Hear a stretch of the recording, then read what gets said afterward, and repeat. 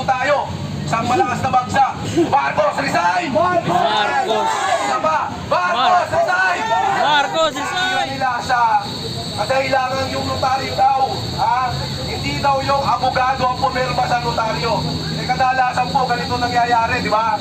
Pag dito sa Maynila, pag nagpanotaryo ka, tama po, pangalan ng abogado may tricyl, pero kalimitan, wala po doon yung abogado at iba po ang pipirma niyan.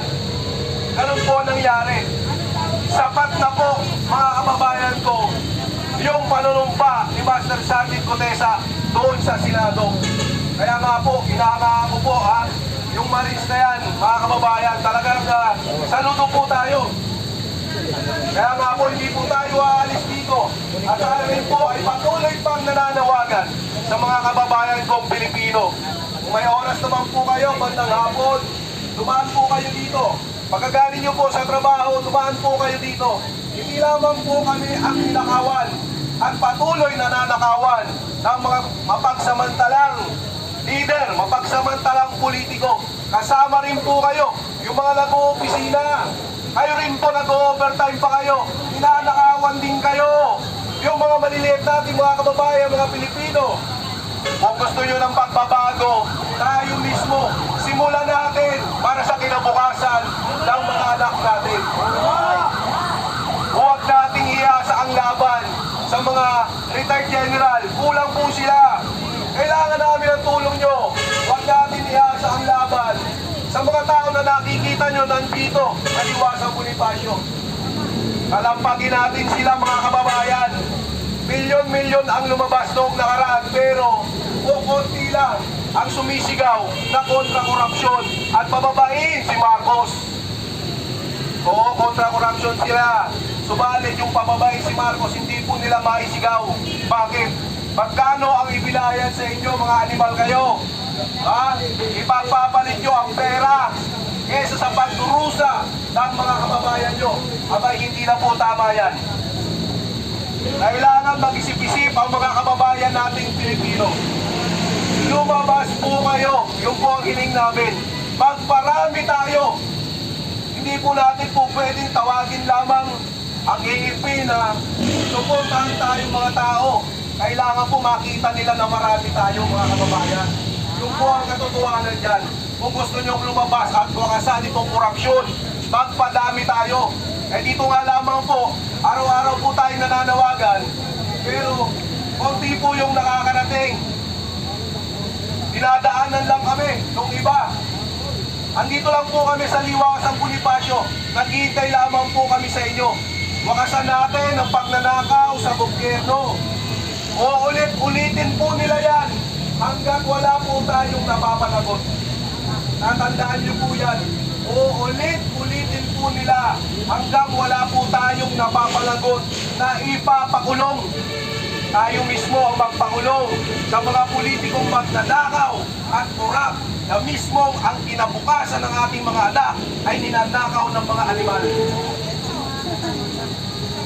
Mga kababayan, muli, yung panawagan namin ay tuloy-tuloy. Hindi po kami aalis dito. Hindi po aalis yung mga tao nandito at patuloy po itong dadami at madadagdagan pa. Dahil sawang-sawa na po ang mga kababayan nating Pilipino. Sawang-sawa na sa korupsyon. Anong gagawin natin? Kumilos tayo. Samahan nyo kami. Eto, panoorin nyo yung mga vloggers natin na nandito. Diba? Huwag lang tayong matapang dyan sa mga chat box. Ang laban po ngayon mga kababayan, nandito ko sa kalsada. Dadali natin sa kalsada yung laban para mapagrisan ito si Bongbong Marcos, mapalagot ang mga kawatan sa gobyerno. Lumabas po kayo, huwag lang tayong matapang dyan sa chat box na yan. No? At sa mga trolls naman, masaya ba kayo na pinapakain nyo? Ang pinapakain nyo sa pamilya nyo ay galing sa mga magnanakaw na politiko. Hanggang kailan kayo matatauhan? Hanggang kailan kayo gigising? Muli, magsama-sama po tayo mga kababayan. Simula pa lamang ng laban na ito. Mahaba po at ang tagumpay, hindi po yan basta-basta makukuha ng isang araw, 2 araw, 3 araw. Kunting panahon na lamang po ang nakikita ko at magtatagumpay po ang laban natin. Magsama-sama tayo. Magtulungan tayo para sa kinabukasan ng mga anak natin. Tulungan natin ang bawat isa. Panagutin ang mga korap. Siguro po nagtataka kayo mga kababayan ko. Yung mga senador na nabanggit po nila ay kinasuhan na. Pero yung mga nakaraang congressman, doon po sa hearing ng mga Diskaya, hindi po nila, wala pa pong kaso. Parang napakabagal ng hustisya. Gusto po nilang pauwi si Saldico. Pero may nabalitaan na po ba kayo na hinold na yung passport niya? May nabalitaan na ba kayo? O wala po talaga mangyayari. At ang isa po sa pinakamaganda pa na nangyari ngayon, yung kay Mayor Magalong, di po ba? Nag-resign na siya doon sa umalis na agad. Dahil si Mayor Magalong, mga kababayan, ayaw niyang masira yung kanyang kredibilidad. Hindi siya po pwedeng diktahan. Sa nangyayari po kasi ngayon, mga kababayan ko, dyan sa hearing, sa Senado, mukhang hindi po maganda yung tinatakbo. No? Kasi eto nga po yung testigo. Kaya Senator Marcoleta, mukhang gusto pa nilang pasunungalingan. Ganyan po kahirap ang laban natin. Kung sino yung nagsasabi ng totoo, gagawa at gagawa sila ng paraan. Gagawa at gagawa sila ng dahilan para hindi mapaniwalaan. Ganyan po katindi. Kaya nga po muli, lumaban tayo sa korupsyon. Yung po ang aking panawagan sa inyo. Wala na po tayong magagawa sa panahon ngayon. Pakikibaka sa lansangan. Tutulan natin ang korupsyon, ipakulong natin ang mga korap na politiko.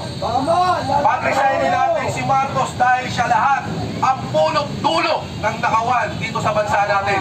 Amo! Muli, hanggang dito na lamang, magandang gabi sa inyong lahat bilang isang Pilipino. Mabuhay po tayo, isang malakas na bagsak. Marcos, resign! Marcos! Marcos, resign! Marcos, resign! Kaya magandang gabi po muli sa inyo mga kababayan. Salamat. Ay, magandang araw po sa inyo lahat. Bilang po, pasakali po, ako po ay kasama niyo po sa pinaglalaban natin. At ako po ay hindi po sa tambubuhan ng kasama po ako sa mga defenders ng DDS community sa TikTok.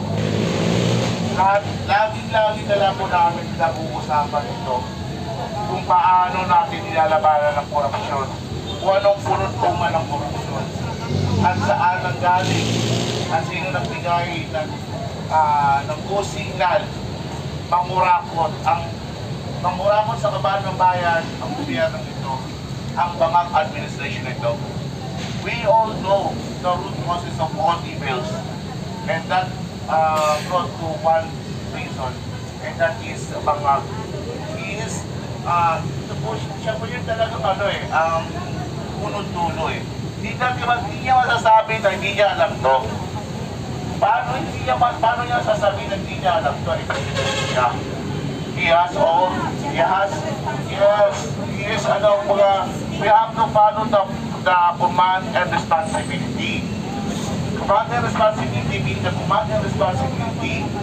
Kung ano man ang pagkakamali ng iyong tao, pero ang dapat gawin dyan. Okay?